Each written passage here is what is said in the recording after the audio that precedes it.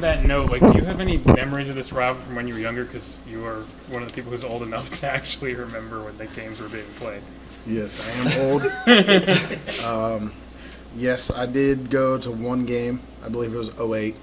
I can't remember if we won or lost that game. I have to look it up. But just remembering the atmosphere there was electric. You know, it's one of the great rivalries in college football that just doesn't get talked about for some reason.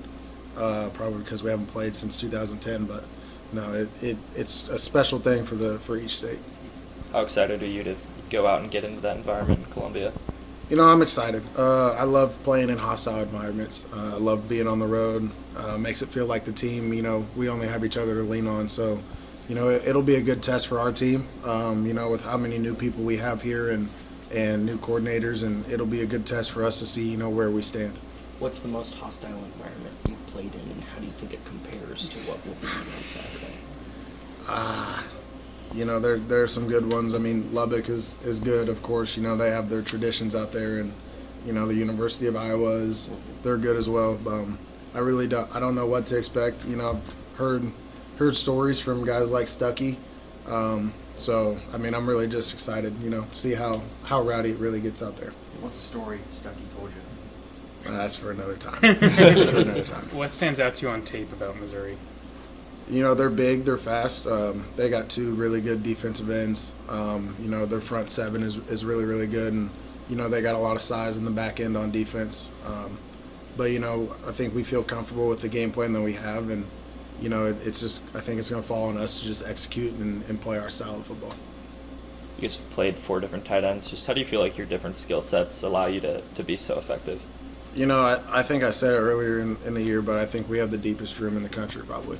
You know, we got 3 guys that can go start anywhere, I think, and you know, and then we got a guy like Leighton Curie who's just a Swiss Army knife.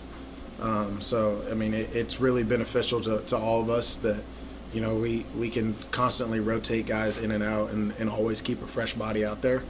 And you know, that's one of Lubick's big things is, you know, if the defense has to stay out there the whole time and we can throw out, you know, 2 new tight ends every time at them, you know, it's going to cause problems. Deshawn, at the start of the week, Coach Leipold talked about going through kind of the history of the rivalry for people that maybe aren't as familiar as yourself. What were some of the ways you went about explaining it? Like, is it PowerPoint? Is it just Tim up there talking? Is it using speakers? How do you go about kind of explaining some of the stuff to us?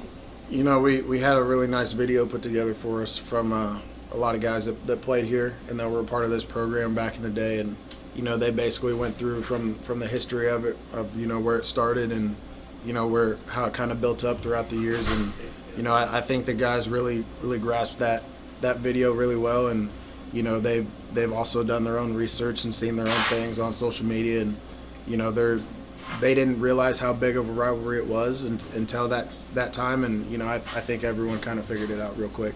Any names you remember from people that were in the video that talked? Well, Stuckey was a big part. Obviously, you know, you've seen his tweet or whatever that he put out that he hopes his kids never see that side of him. You know, he was big. We had a lot of former players on there as well. But you know, like Coach Leipold will have to, if he'll let you talk, if he'll talk about it, then we'll share that. Coach Leipold talked about wanting you guys to be enthusiastic more so than emotional. How do you kind of find that balance when you're in a game like this one? You know, honestly, it's just another game. It's another box for us to check.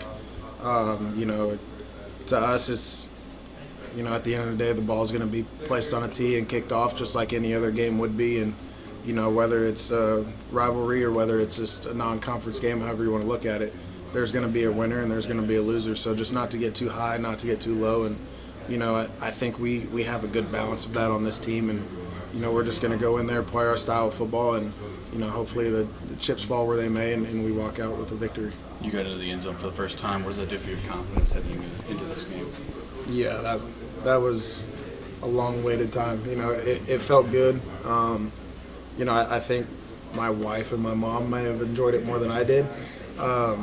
But no, it definitely boosts your confidence a little bit. You know, it kind of gives you that, hey, you're still here. You can still do everything that you know you can. So, no, it felt good.